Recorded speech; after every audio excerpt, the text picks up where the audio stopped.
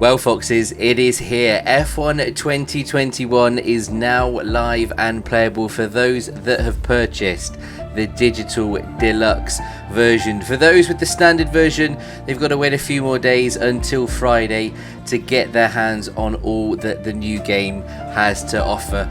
We've had a look. We stayed up until 1 o'clock in the morning until its release to see what the game is all about.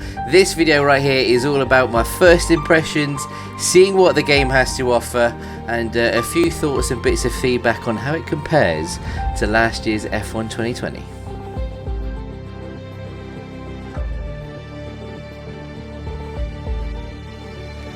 So, initial impressions of F1 2021, and I've got to say it does look fantastic. From the menu music, the starting credits, all the way through to the menu layout, it is clean, it is familiar, and it is very easy to work yourself around. We've got the standard homepage. Under career, we have the classic single player career, obviously the continuation of My Team again this year. We're going to be delving deep into that over the next few weeks. But the new addition is the two-player career. Now, this is something brand new to F1 games. Really excited to get that going. There's going to be a lot of YouTube content for that, I can assure you. So I'm sure there's lots of gamers that are looking to partner up with their best friend or maybe another really strong driver and have some fun with that. Obviously, solo, we have Grand Prix and Time Trial as expected, where you can obviously hone your skills and bring those times down. But we have the addition of Breaking Point. As it says, you're taking on the role of an F1 rookie facing off against a teammate and a rival. It is, as it describes, an action-packed story experience. It's scenario-based. It looks fantastic. There's a lot of hype about it. Really looking forward to getting my teeth into this one and seeing all that it's got to offer. Certainly the content that is out about it at the minute looks fantastic, feels fantastic. Let's hope that by the time that we get to play it, it's going to be as hyped as it is so far. Multiplayer stand, we got the split screen and of course all of the different online lobbies where you can set them up. We naturally have leagues as well, so we'll be continuing on the SS Bluefoxx F1 League as well. Another dedicated section to the F1 esports. Customization and showroom are there as standard. Let's not forget the podium pass as well, the item shop alongside with it. So lots of variety and opportunity for customization as well.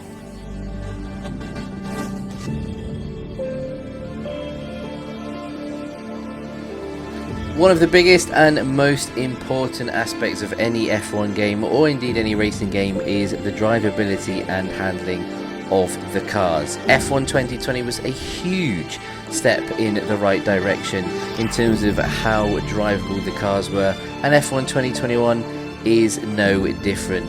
The cars handle superbly. That being said, the new downforce model makes things a little bit more interesting. Certain curbs and certain speeds through certain corners are going to upset the car a little bit more than the previous game, so watch out for that in your practice sessions.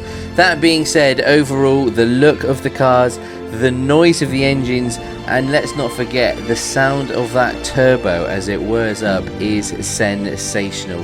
Another key feature that I'm a big fan of is the helmet mix as well. The fact that you can dampen the environmental noise whilst in cockpit view, just to add to that realism.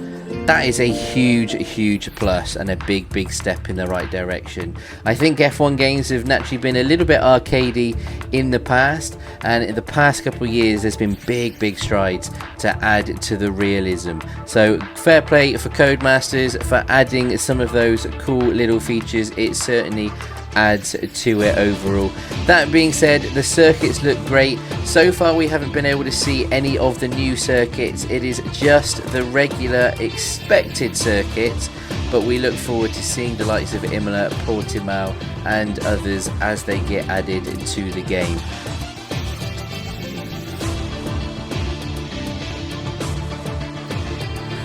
So then, final thoughts on F1 2021. As I said, we've probably had about 24 hours to have a good look at what it offers.